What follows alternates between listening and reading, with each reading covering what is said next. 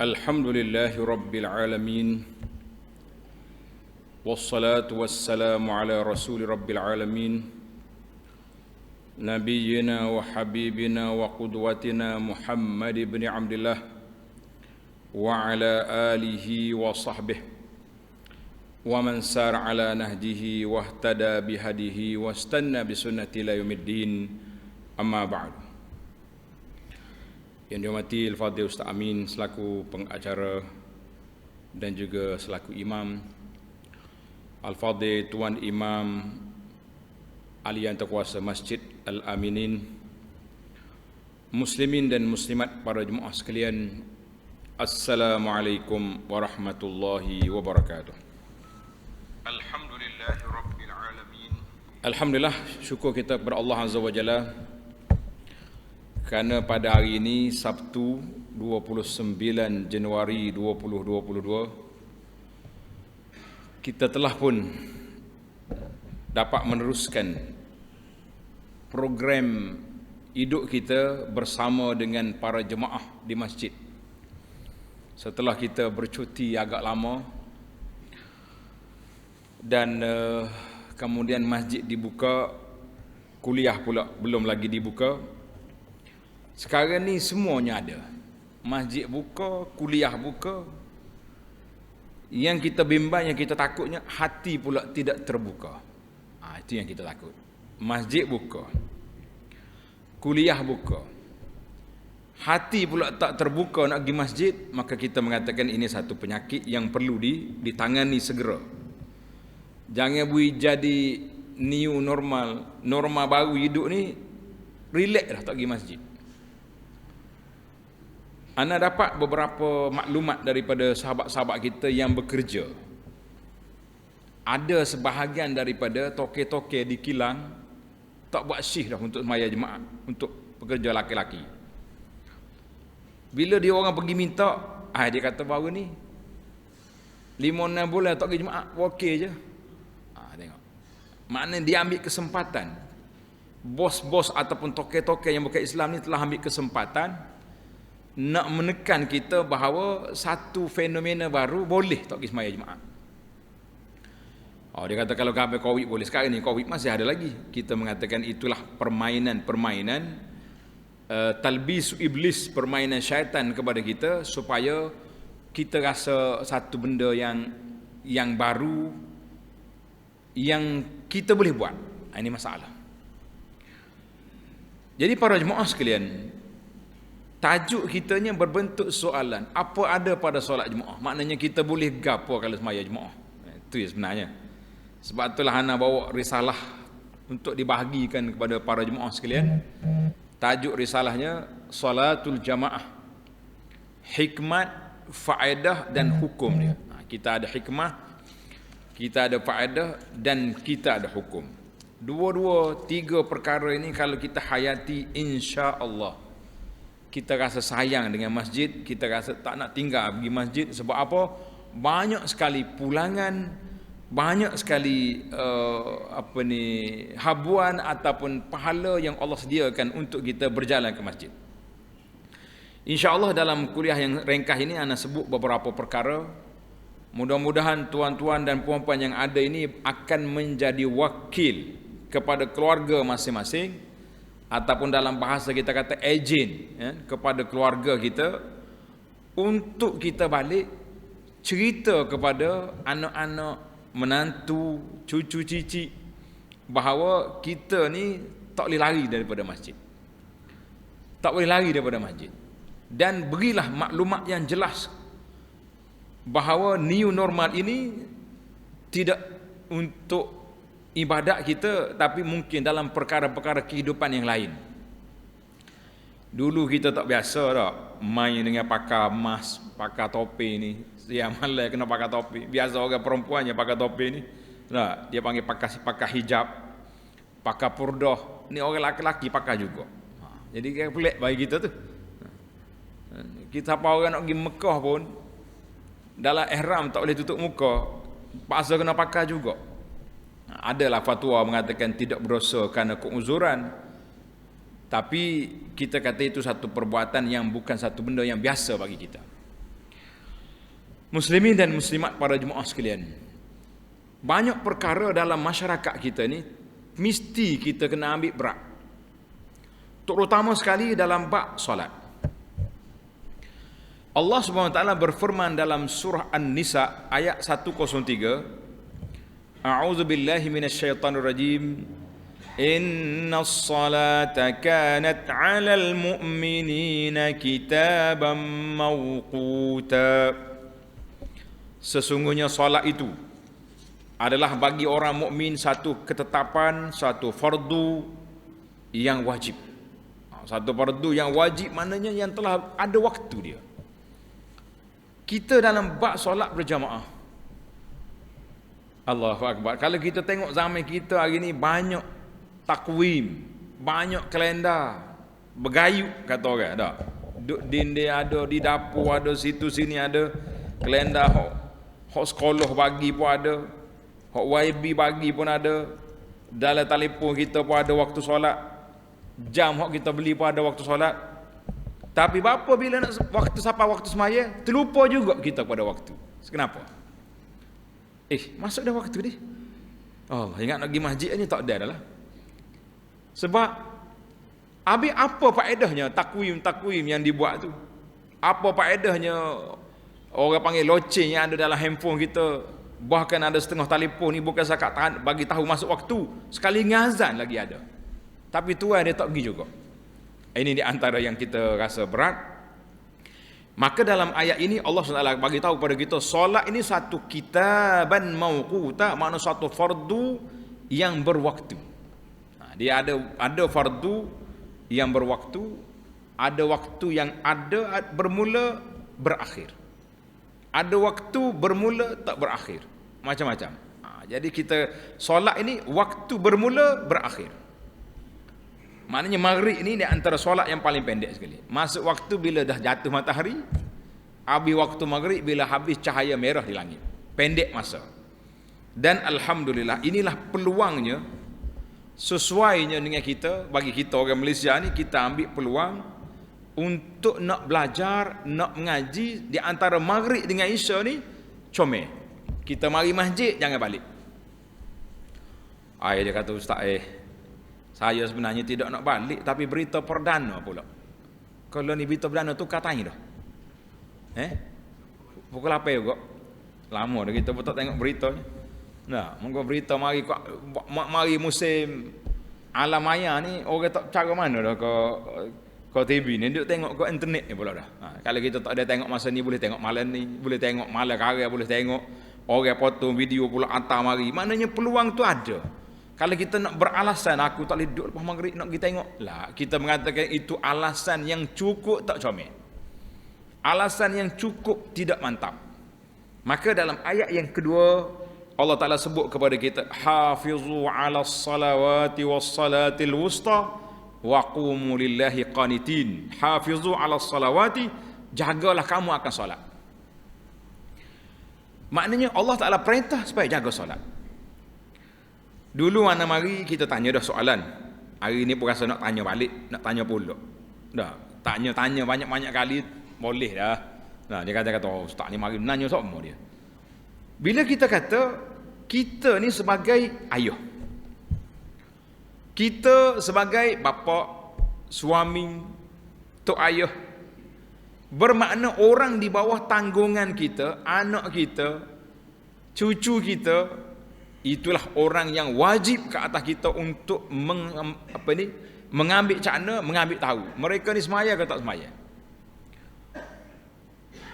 Dia kata ustaz, bab semaya zaman lo ni orang tak cara.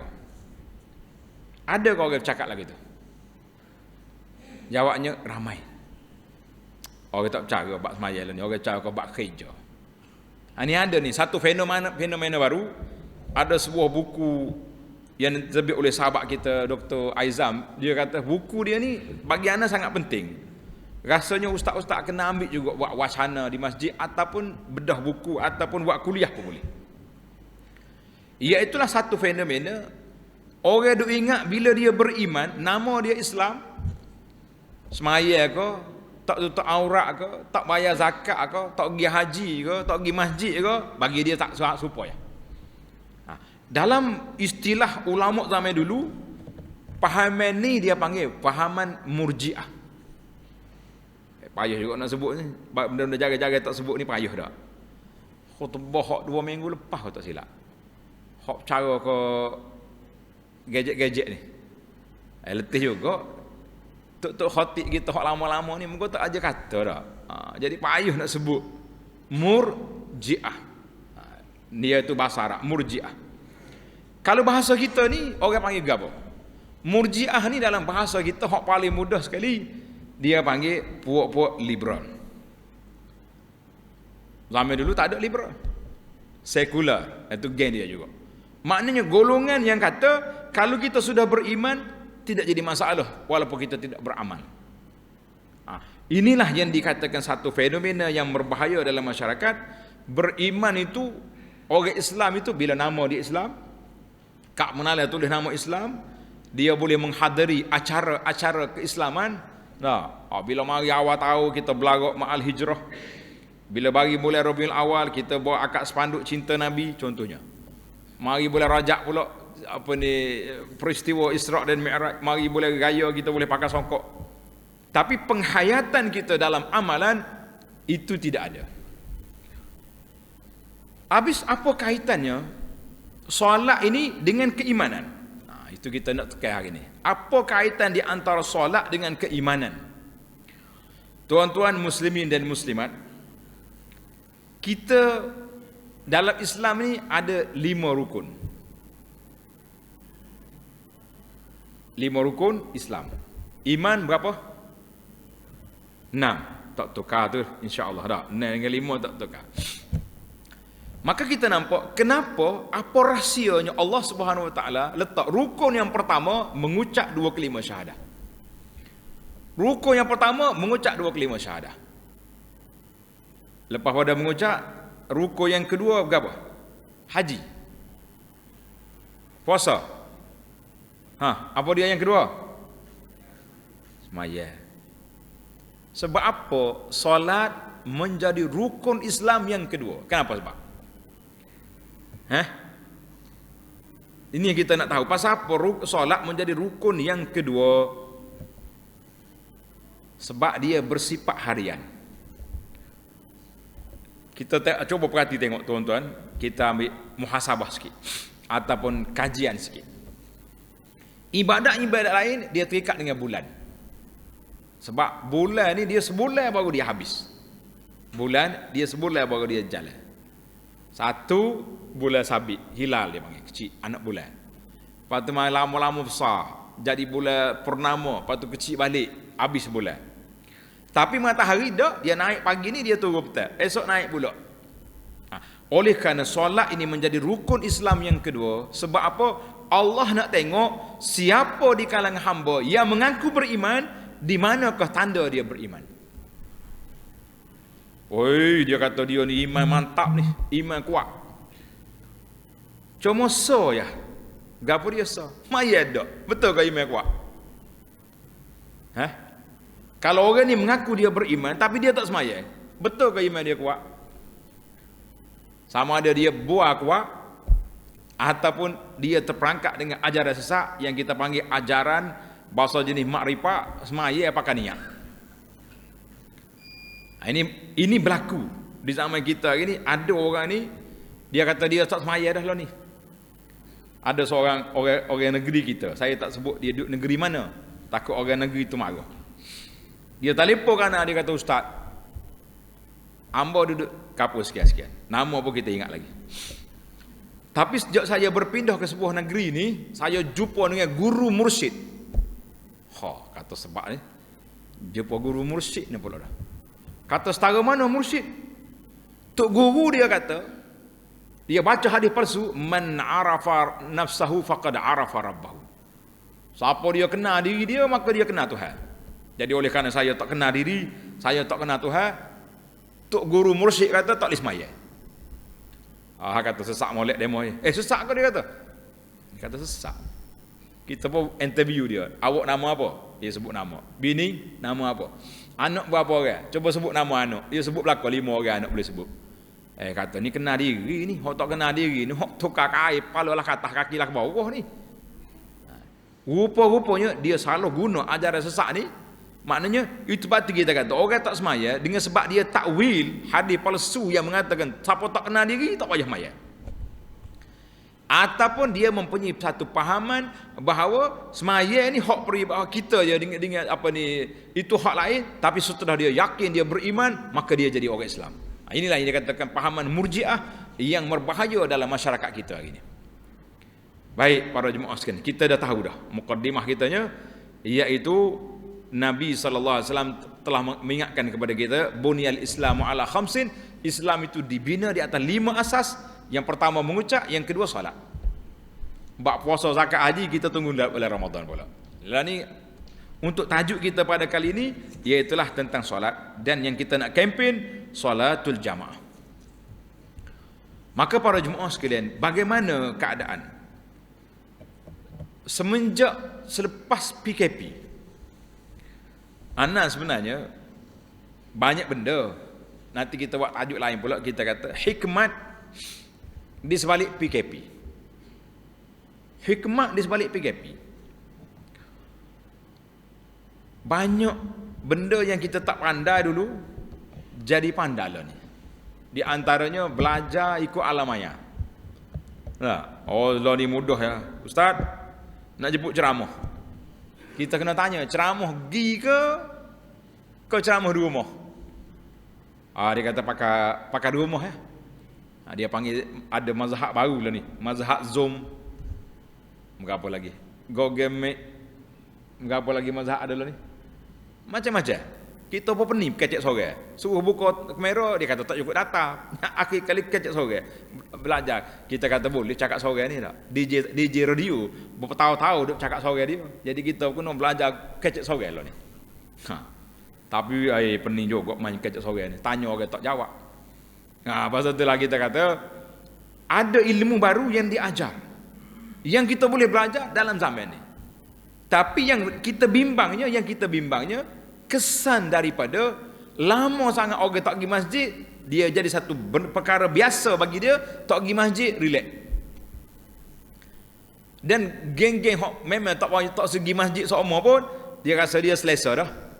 Dia tak pergi masjid pun orang tak marah, dia tak pergi sembahyang jemaah pun bini tak marah sebab masjid tak boleh pergi. Itu kesan daripada lama sangat kita tutup masjid, kita tidak benarkan orang pergi masjid lama sangat. Inilah kesan dia.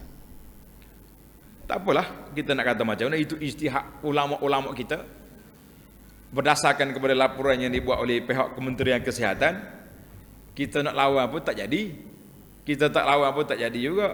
Jadi akhirnya kita kata tak apalah, mereka ada ilmu, mereka berijtihad. Tapi yang bagaimana sekarang ni, tuan-tuan dan puan-puan, khususnya kita ahli kuasa, imam-imam di atas kuasa masjid, bagaimana nak tarik semula masyarakat balik ke masjid. Bukan sini saja. Banyak dah masjid anak pergi mengajar. Sebelum PKP separuh masjid dengan sah rapat.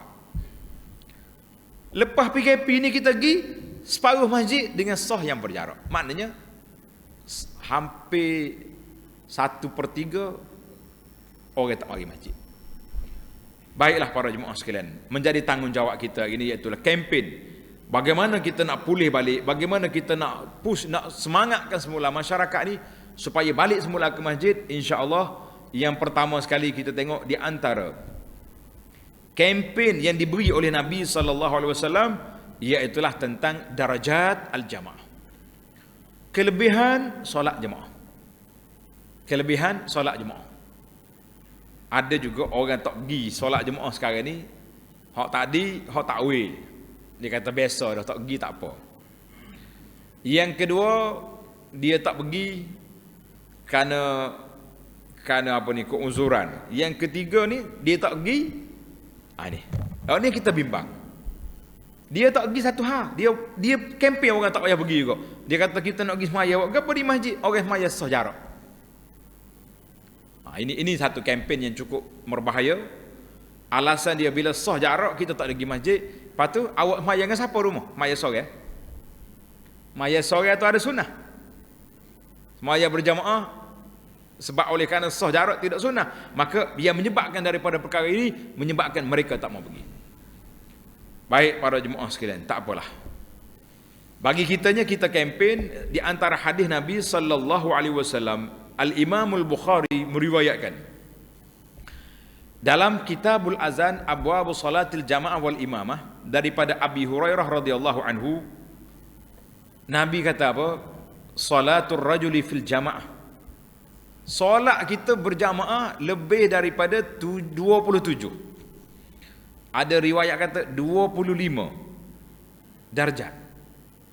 Maknanya kalau kita tengok, rugi maya seorang.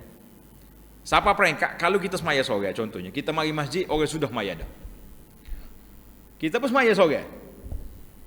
Sudah solat, tiba-tiba mari sebuah kereta berhenti. Sudah dah maya, sudah dah. Kami baru nak solat ni. Maka di sini para ulama fiqh kata sunat i'adah, kita ulang balik solat kita tadi bersama dengan jemaah. Sebab apa? Nak ambil pahala berjamaah yang telah dianjurkan oleh Nabi sallallahu alaihi wasallam. Tiba-tiba bila kita boleh pergi solat masjid, kita ni tuan-tuan dan puan-puan kena ingat masa berjalan. Waktu sehat kita tak apa cakna. Sebab itulah Nabi sebut ni'matan maghbunun fihima katsirun minan nas. Ada dua nikmat yang manusia terberdaya dengan dia. Nikmat apa? As-sihhatu wal faragh. Nikmat sehat dan nikmat kita tak ada kerja, tak sibuk. Itu nikmat. Nikmat sehat kita tak terasa kecuali apabila hilang kesihatan. Ana banyak dengar cerita ustaz-ustaz kita bagi tahu bila ahli qaryah dia ni sakit, tak boleh pergi masjid dah. Sakit.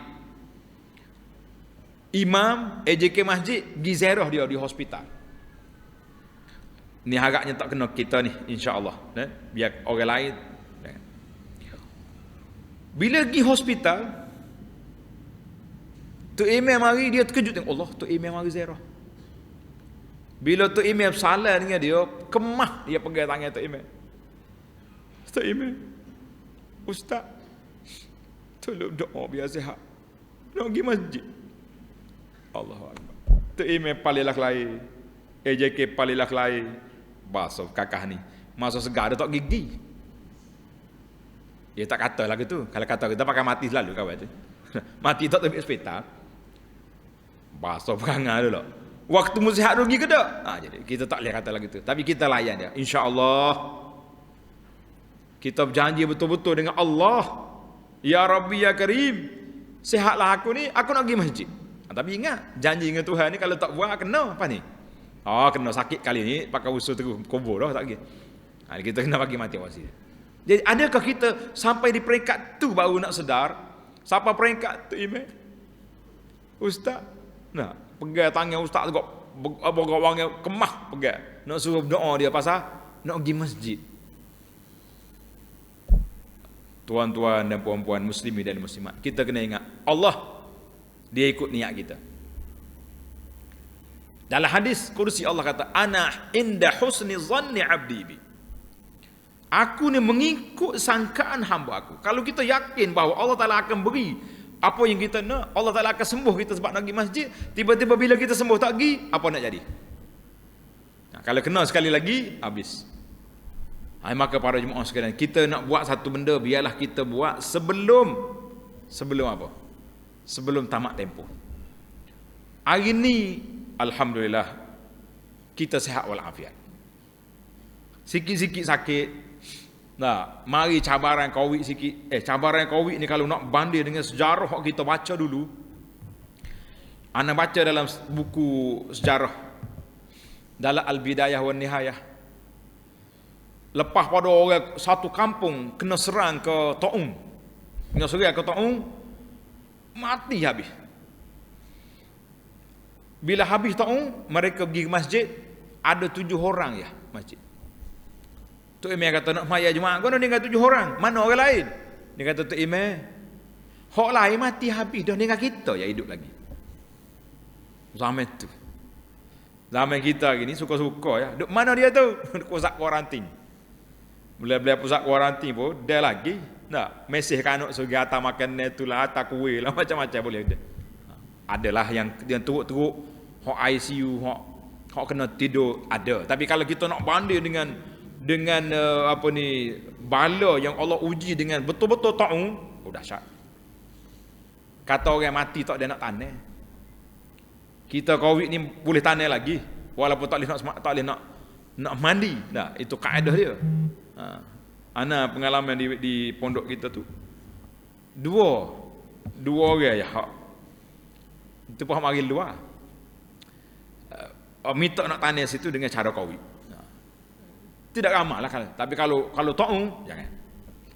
Mati beramai-ramai. Jadi Allah Ta'ala uji kita dengan sedikit cuitan ini supaya apa? Supaya kita sedar dan kita insaf. Jangan duk berasa tak ada apa-apa ni, tak ada. Kita nak kata tak ada apa-apa. Hospital penuh ICU. Kita tak duduk hospital ni sedaplah buang. Nah, coba tanya doktor-doktor kawan-kawan kita. Nah, orang-orang duduk di pusat kesihatan. Dia kata demo kata tak ada di. Kita tengok orang duduk. Allahu akbar. Hak ana rasa ialah kita minta mati, tapi nak mati husnul khatimah. Siapa ada seorang syekh tu guru dia kata aku ni bersedia dah nak mati, tapi tak saya mati COVID. Kata apa tu syekh? Pahala. Dia kata pahala tu pahala aku tak nafikan, tapi sedih sangat. Nak mandi tak boleh, keluarga nak pergi dekat pun tak boleh. Mayat orang panggil waktu pun pakal tok dalam kotak masuk gitu ya. Mungkin kawasan ni orang tanya kotak sini tak? Dia tak pakai lahak sini. Kau pakai lahak. Sini pakai kotak dah tak? Biasa dah tu bagi dia tu. Main kotak ni. Tapi ada tempat kita yang tanah kerah. Tak ada dia kata pakai lahak belakang. Kecuali orang kena kawi ya tak? Tak pakai lahak. Tu pun kena kali luah sebab nak masuk. Maka kita mengatakan pada jemaah sekalian, peluang yang Allah Ta'ala anugerahkan. Jangan disia-siakan sebab apa? Maka dengan itu, apabila orang mari tanya Nabi SAW, dia kata, ya Rasulullah, siapakah manusia yang baik? Dengar ni tuan-tuan. Siapakah manusia yang baik? Nabi SAW bagi tahu di antara ramalah ciri-ciri orang baik itu. Tapi di antara manusia yang baik itu man tala umruhu wa hasuna amaluhu. Orang yang panjang umur, amalan dia baik. Sebab apa orang panjang umur ni penting? Tuan-tuan bayangkan setiap hari kita boleh baca Quran. Satu hari kita boleh tambah satu juzuk. Satu juzuk berapa huruf satu juzuk Quran? Ini guru-guru tapih ni. Ustaz Ami ada buat ke bilangnya? Satu juzuk berapa huruf? Nabi kata 100 huruf 10. Habis kalau satu juzuk berapa huruf kita dapat tambah darjat kita. Setiap hari kita boleh pergi ke masjid. Orang yang boleh pergi masjid ni besar pahala. Dengar ni tuan-tuan. An Abi Musa al-Ash'ari radhiyallahu anhu qala a'zamun nasi ajran fi salati ab'adahu. Orang yang besar pahala dalam semaya ni, rumah dia paling jauh, paling besar pahala. Kita masa nak beli rumah, pilih juga tak mana lokasi perumahan ni, tengok mana masjid sini. Nak beli sini, beli tepi masjid. Sebab apa? Mudah nak pergi masjid. Alhamdulillah. Tapi tak tahannya bila orang buat masjid, dia tak pergi. Orang tanya kenapa masa beli dulu nak ambil lokasi dekat masjid, nanti tua esok. Sedap dia punya ayat macam ke Malikul Maut tu member dia. Nanti tua esok mudah nak pergi masjid. Mudah-mudah ni kita taylah lain dulu. Kita kata jangan. Tengok dalam hadis Nabi kata, orang yang banyak pahala dia dalam solat ni, orang rumah dia paling jauh. Sehingga kan dalam surah Yasin kan wa naktubu ma qaddam wa atharahum tu. Ada sahabat Nabi dulu rumah dia dekat dengan Masjid Qiblatain. Rumah dia dekat Masjid Qiblatain, bila dia dengar di dekat dengan Masjid Nabi ada tanah kosong, mereka minta izin nak berpindah. Nak mindah daripada Qiblatain nak pergi duduk dekat dengan Masjid Nabi. Mudah nak pergi masjid. Nabi kata la tentang kilu. Nabi SAW kata jangan pindah. Diyarukum tuktabu atharukum. Kampung itulah, kampung tempat munduk itulah Allah nak tulis langkah-langkah kamu ke masjid. Ada kita kalau rumah saya dekat masjid, tak apalah. Langkah tak banyak, tak payahlah kita pusing rumah. Pula nak suruh banyak langkah dah. Gua nak pusing 3 kali rumah tu, nak suruh banyak langkah. Tu tak cukup obat lagu tu orang panggil. Nah. Nak suruh banyak langkah, pergi semua masjid banyak langkahnya. Pagi pun ada, Zuhur ada, Maghrib ada, Isya ada, banyak langkah ni. Duduk jarak dekat, tak pergi. Langkah pun tidak ada. Ini para jemaah sekalian. Jadi hadis ni badin. Jadi Nabi kata di antara orang yang pahala besar rumah dia jauh. Jadi tidak ada alasan zaman kita hadis dalam Bukhari, tidak ada alasan. Tidak ada alasan kata rumah jauh tak ada pergi masjid. Lah.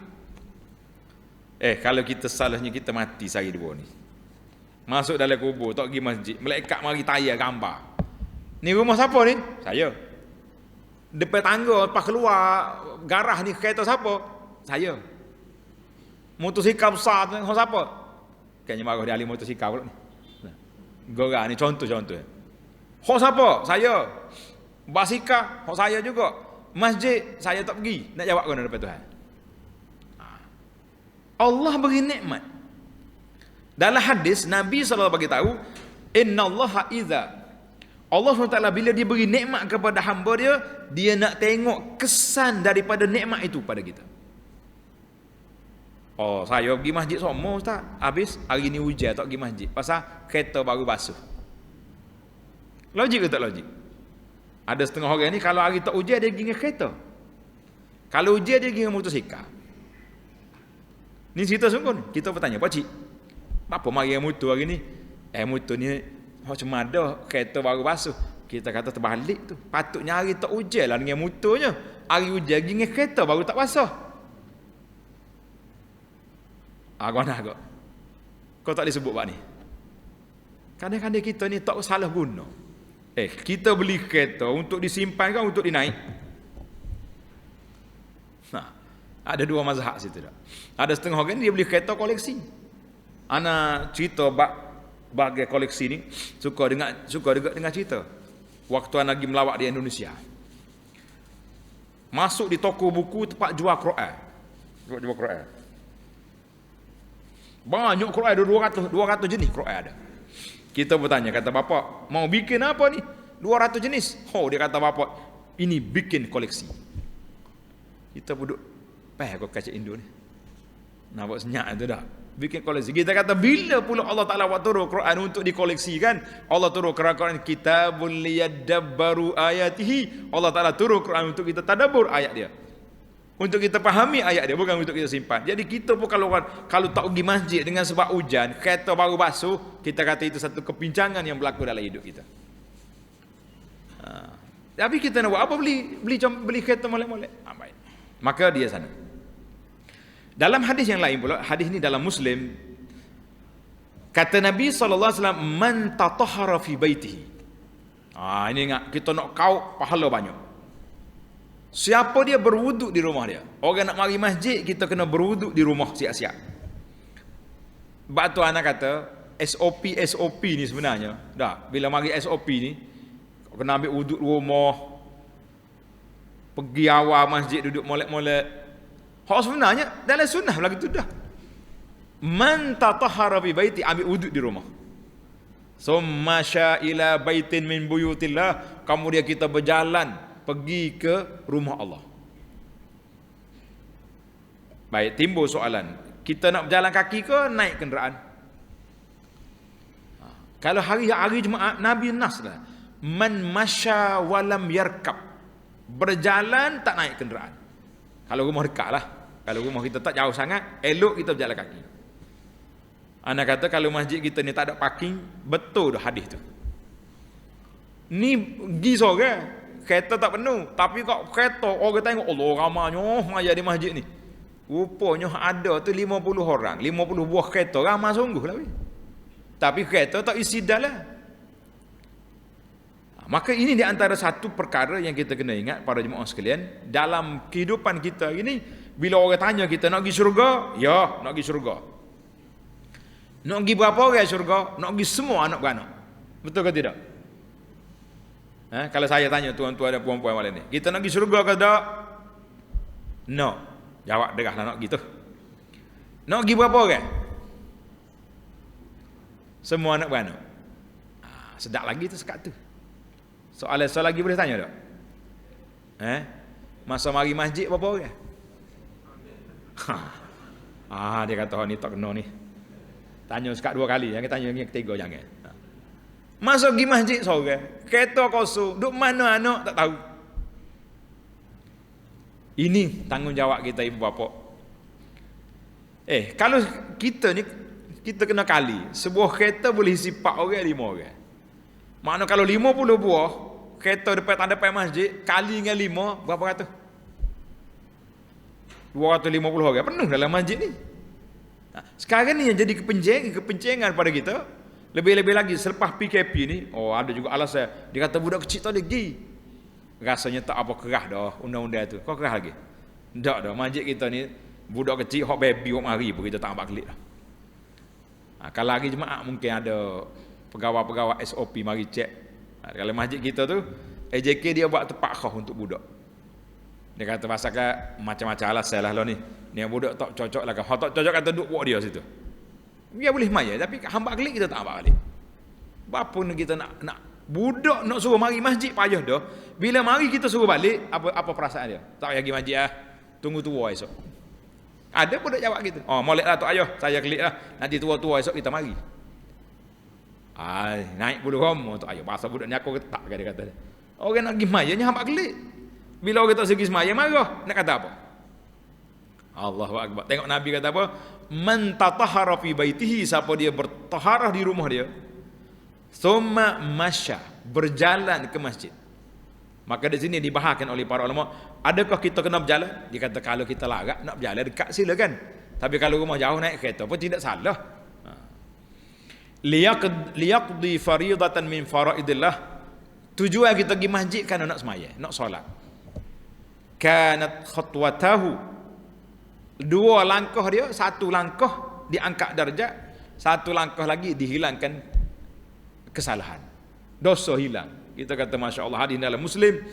Jadi banyaklah para jemaah sekalian, marilah kita beribadat kepada Allah Azza wa Jalla dengan sungguh-sungguh, bahawa kita hari ini hidup dalam suasana yang begini besar. Tuan-tuan muslimin dan muslimat yang mari ke masjid, status kita hari ini sebagai apa? Dengar, kalau boleh tulis.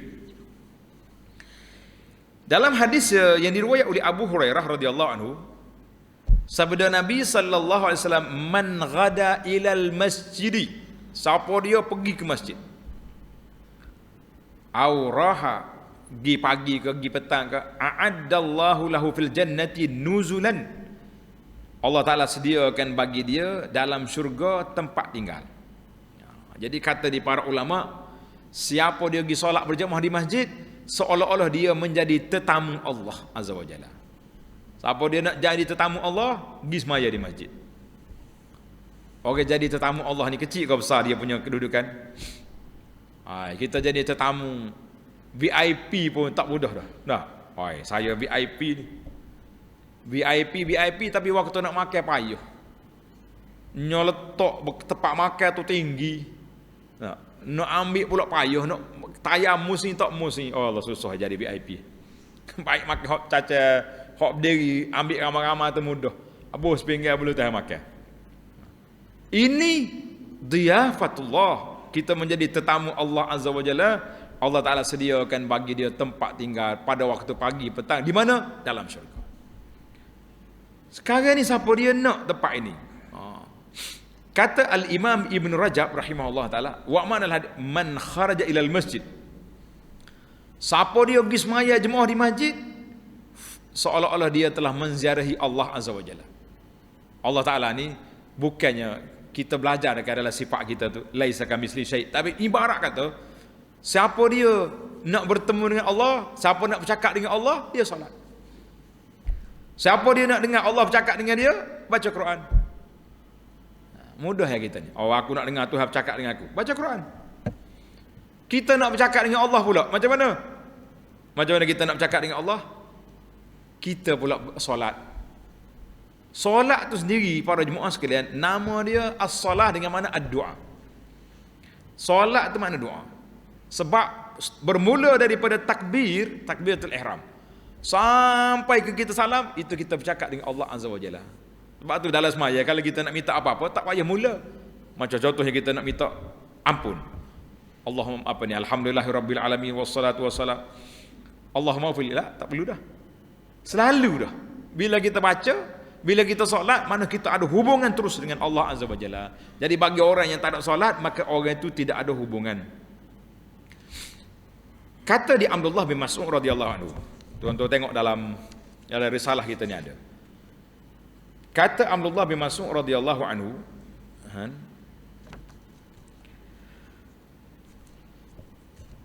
man sarrahu an yalqallaha ghadan musliman.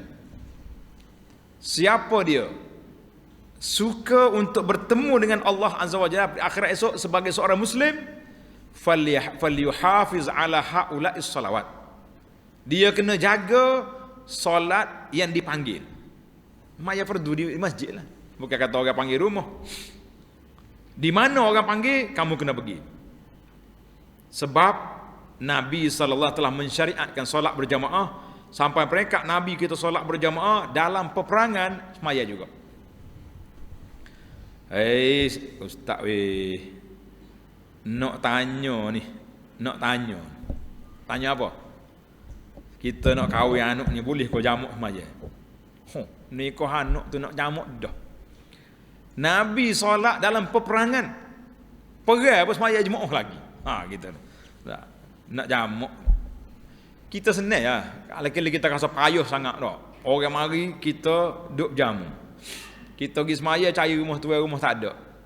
Kita buat satu kemah depan rumah kita tu, surau tulis situ. Tetamu hok mari waktu zuhur, orang azan zuhur berhenti sekejap. Kita semaya jemaah ramai-ramai.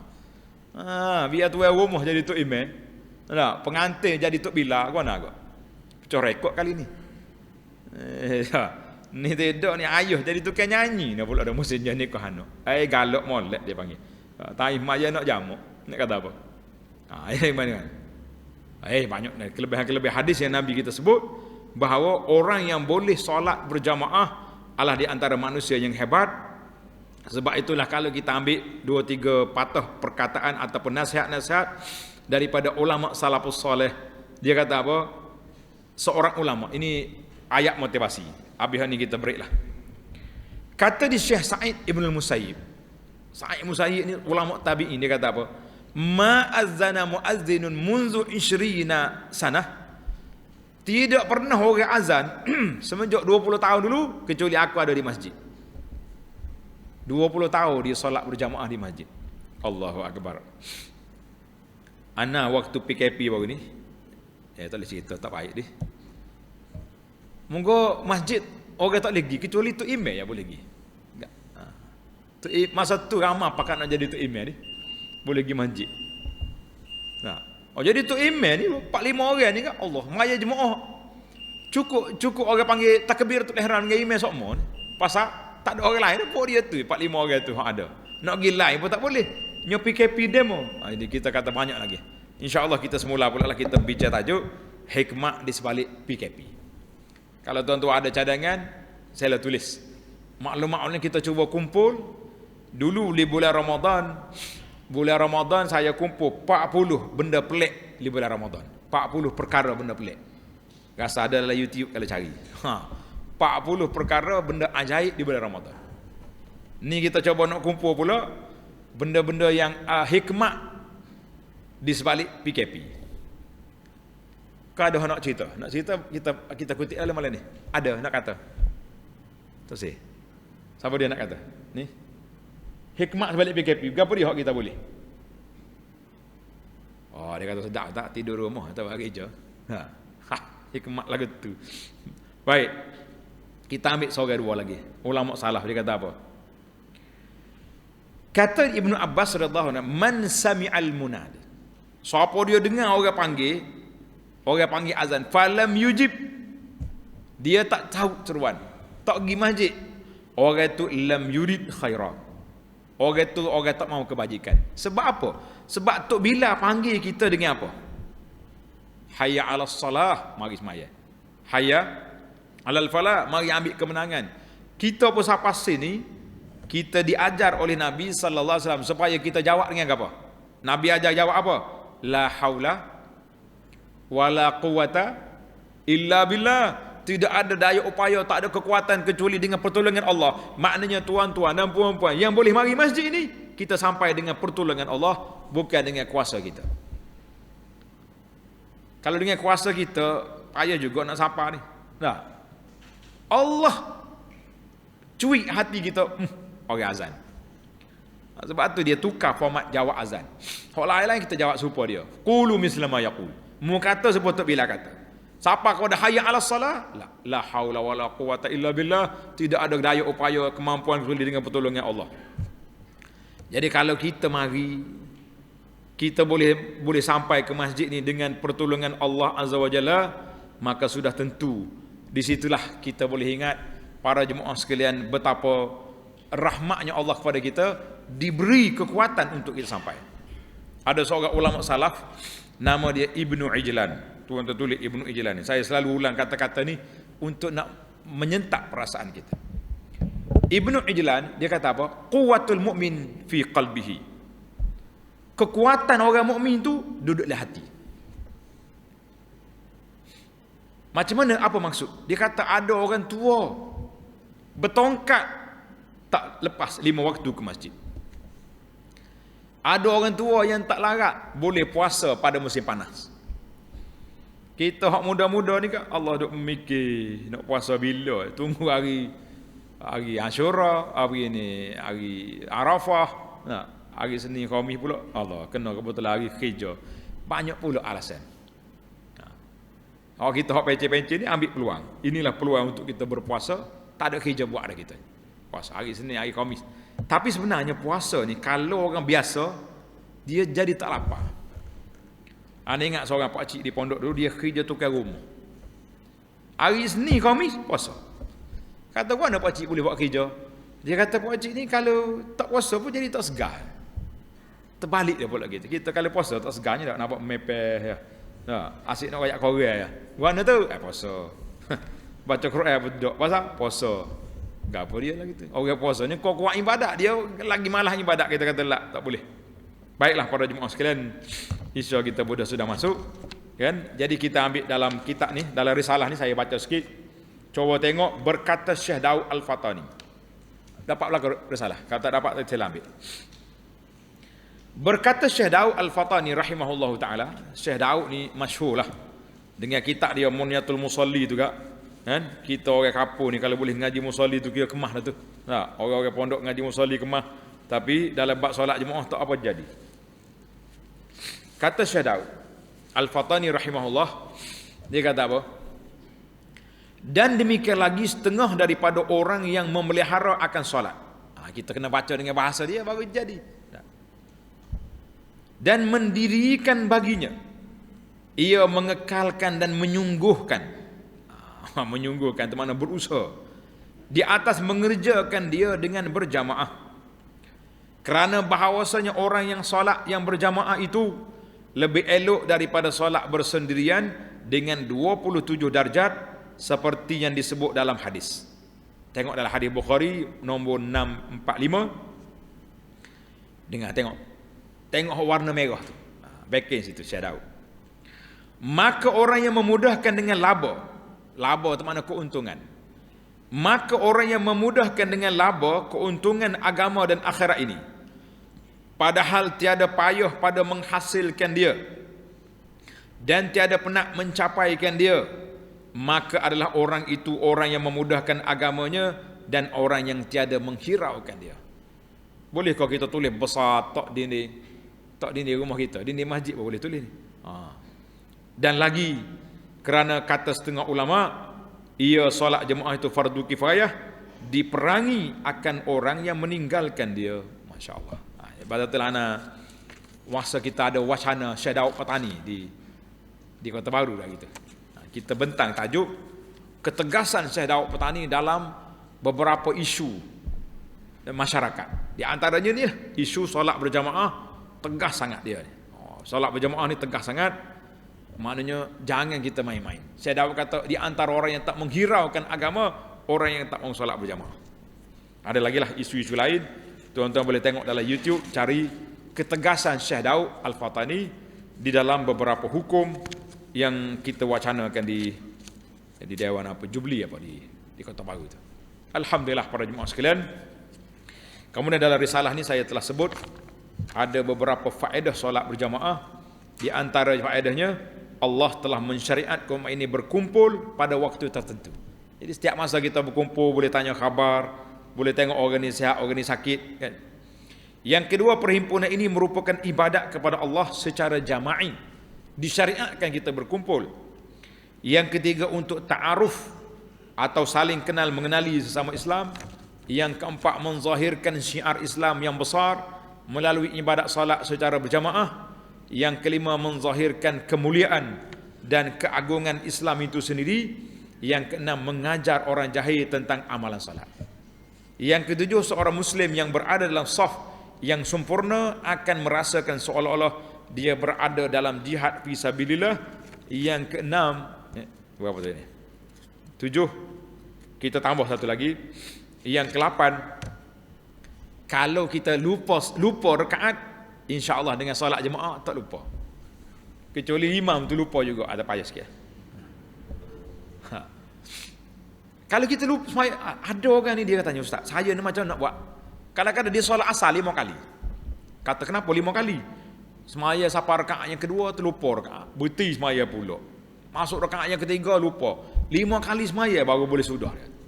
Tapi kalau kita pergi semaya jemaah, tak payah 5 kali. Ikut imam, insya-Allah pakat-pakat jaga. Dah, tak kailah orang lupa belaka satu masjid, lupa belaka rakaat. Kalau lupa belaka tu nak kemak dah lah tu. Nah, manusia yang terlalu lara, terlalu lalai dengan kehidupan dunia yang cukup panai ini. Baiklah para jemaah sekalian, saya ringkas setakat itu dulu. Mudah-mudahan ada manfaatnya kepada kita semua. Marilah kita usaha untuk kempen masyarakat supaya balik semula ke masjid, sebagaimana kita kempen masyarakat dengan perkara-perkara lain. Jadi perlu kempen. Kempen kitanya, kita mula dengan keluarga kita. Malam ni mari seorang, esok kita royakkan anak-anak. Abah nak bawa pergi syurga bersama. Boleh? Oh, boleh abah. Boleh pergi mandi siap-siap. Pukul 7 ready kita pergi masjid. Kalau ada orang kuliah, dengar. Kalau tak ada orang kuliah, kita liku anak-anak kita pakai baca Quran, tadarus. Harmoni molek. Nah, alhamdulillah para jemaah sekalian, peluang masih ada. Jangan tunggu kita sakit, orang panggil duduk di katil di hospital, duduk di tempat yang tak boleh nak bergerak, baru kita nak insaf nak pergi masjid. Kita kata lah ni kita sihat, jangan tunggu sakit baru nak pergi. Kata dia, para pendakwah kata, masuklah masjid sambil berdiri, jangan tunggu orang bawa sambil melentang. Apa dia maksud? Mati baru pergi masjid, tak jadi. Solat dah di belakang imam sebelum kamu disolatkan depan imam. Sedap juga kata-kata hikmah ni dah. Solatlah di belakang imam sebelum kamu disolat di depan imam. Masuk masjid cara berdiri sebelum kita masuk masjid cara melentang. Allahu Akbar. Allahumma khtim lana bi husnil khatimah. Ya Allah, matikan kami dengan husnul khatimah. Ya Allah, kembalikan umat ini ke rumahmu ya Rab. Ya Allah, angkatkanlah kaum ini supaya kami dapat rapatkan saf-saf kami dalam salat. Ya Allah, Allahumma ruddana wa rudda ahlina wa jama'atana wal muslimina wal muslimin ila buyutika ya rabbal alamin. Ya Allah, kembalikan hamba-hambamu yang beriman ke rumah-rumahmu ya rabbal alamin ya arhamar rahimin. Wa sallallahu ala nabiyyina Muhammad wa ala alihi wa sahbihi ajma'in. Walhamdulillahi rabbil alamin. Wassalamu alaikum warahmatullahi wabarakatuh.